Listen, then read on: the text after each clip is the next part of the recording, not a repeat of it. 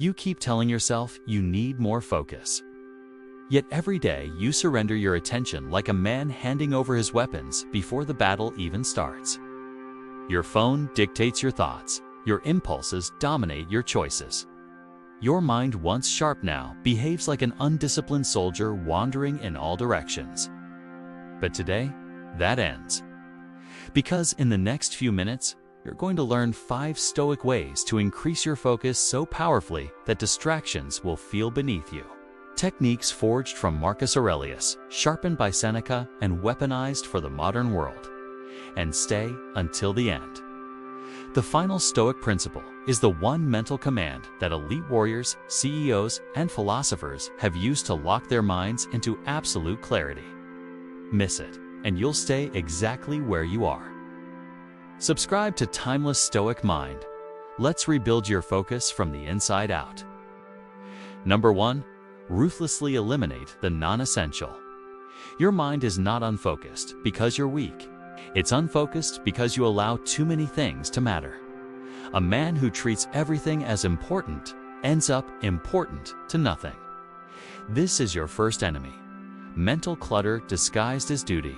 Noise disguised as opportunity. You find yourself jumping from task to task, replying to messages, scrolling, checking notifications, doing small, easy things just to feel busy.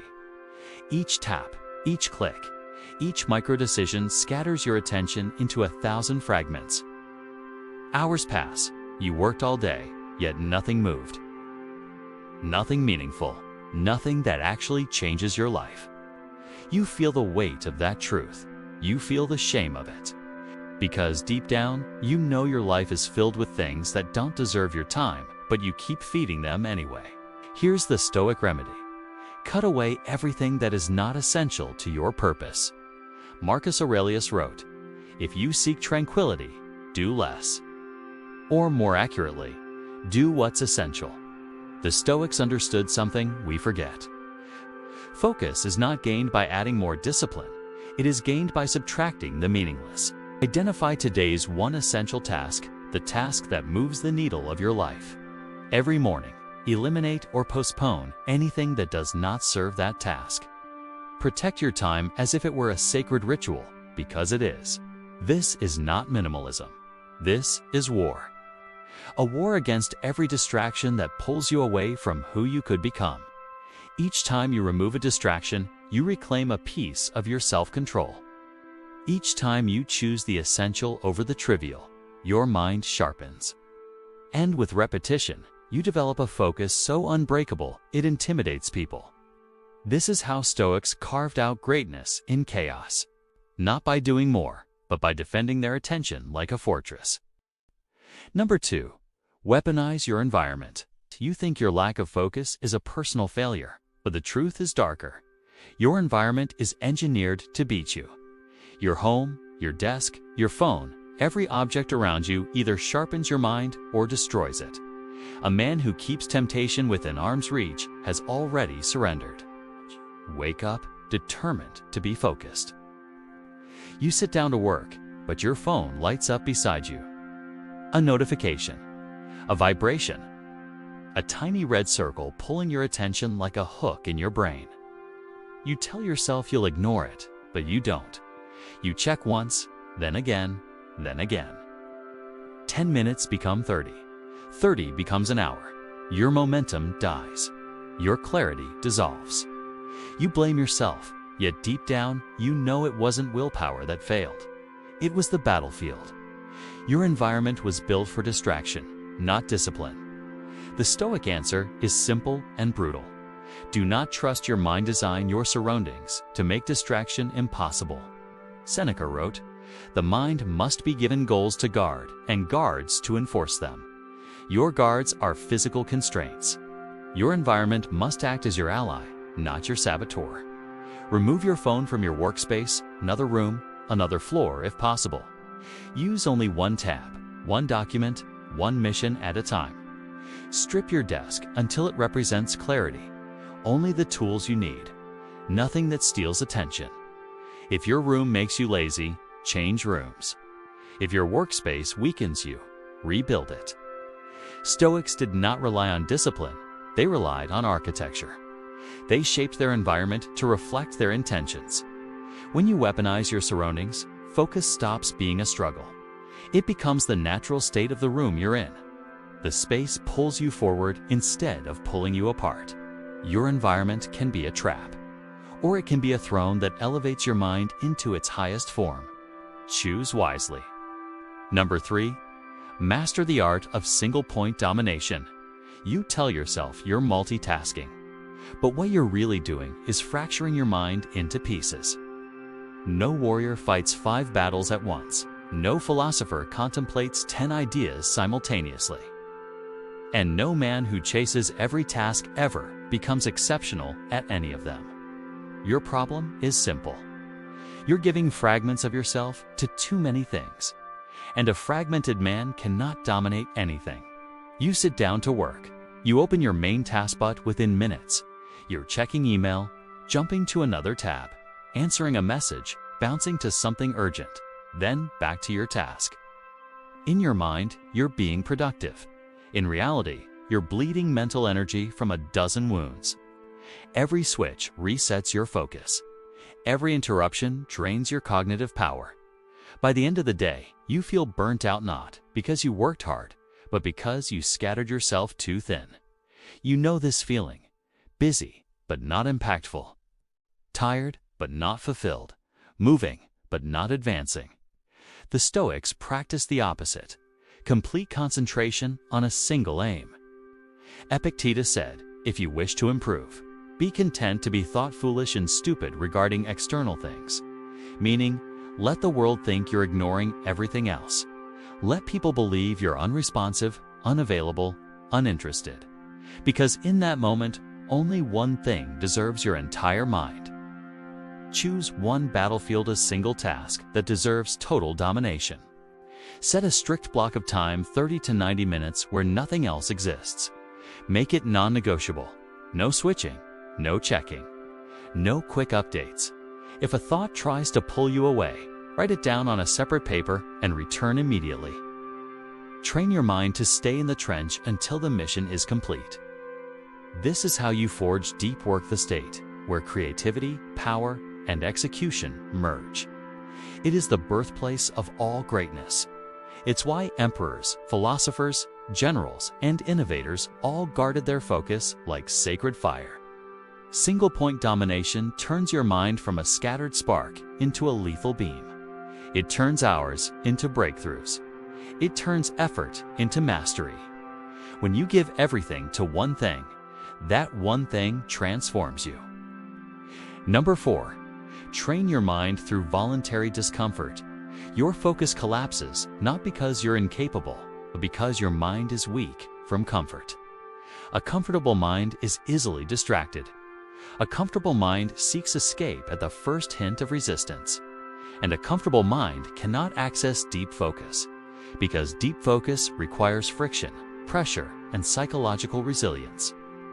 Distraction is simply the path of least resistance, and right now, you take that path far too often. You sit down to do something difficult, studying, building, writing, strategizing.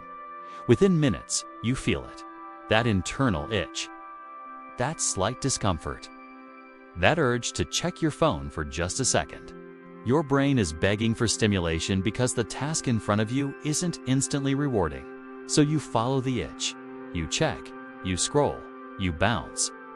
And the moment you do, you reinforce the habit of abandoning your focus the instant it becomes uncomfortable. You've trained your mind to run, not endure, to escape, not dominate. The Stoics used a simple, brutal method to forge focus: voluntary discomfort. They intentionally chose small forms of hardship to build psychological durability. Seneca wrote, "Set aside a certain number of days, during which you shall be content with the scantiest and cheapest fare. And ask yourself, is this what I feared?" The principle is clear. Expose your mind to controlled difficulty so that normal challenges feel effortless. Work in timed deep focus blocks, even when you feel restless. Sit with the urge to check your phone, don't obey it. Do mentally demanding tasks first, not last. Practice delayed dopamine by finishing a session before rewarding yourself. Embrace boredom as training, don't flee from it. Every time you resist the impulse to escape, you strengthen your mind's ability to focus under pressure. Every moment of discomfort becomes a rep that builds your mental armor. This is how you forge an inner citadel, a mind that holds its ground, a mind that doesn't fold under resistance, a mind trained to stay present even when it hurts. Voluntary discomfort doesn't just increase your focus. It transforms you into someone for whom distraction feels like weakness and discipline feels like home. Number 5. Command your mind with the warrior's phrase. Here is the truth you've avoided your entire life. Your mind is not in your control. It moves without permission. It wanders without consequence. It obeys impulses, cravings, noise, and fear. And the worst part? You let it. A man who cannot command his own mind is not free. He is ruled by invisible forces inside himself. If you want elite-level focus, you must reclaim sovereignty over your attention. Not gently, not softly, but through inner command, sharp, deliberate, absolute. You know this moment well. You sit down to work, and within seconds, your mind drifts to something easier, something entertaining, something comfortable.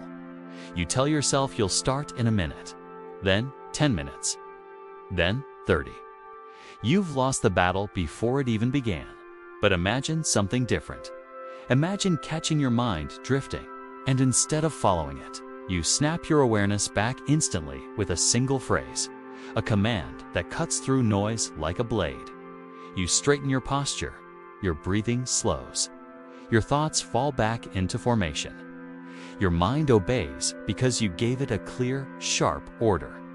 The Stoics understood the power of internal commands. Marcus Aurelius often wrote short, sharp directives to himself. A verbal trigger, a psychological anchor. Here is the warrior's phrase that embodies their discipline. Return to the task. 3 words, simple, cold, uncompromising. Marcus Aurelius said, "Do what is necessary, and if you stop, begin again." This is the discipline. Every time your mind drifts, whisper internally, return to the task. Say it as a command, not a suggestion. Repeat it until your brain learns that wandering is unacceptable. Use it as a reset button, whether you've drifted for 5 seconds or 5 hours. This phrase creates a psychological pattern interrupt, pulling your attention back to center. It trains your mind to obey your will instead of your impulses. It builds the most powerful mental ability a human can possess.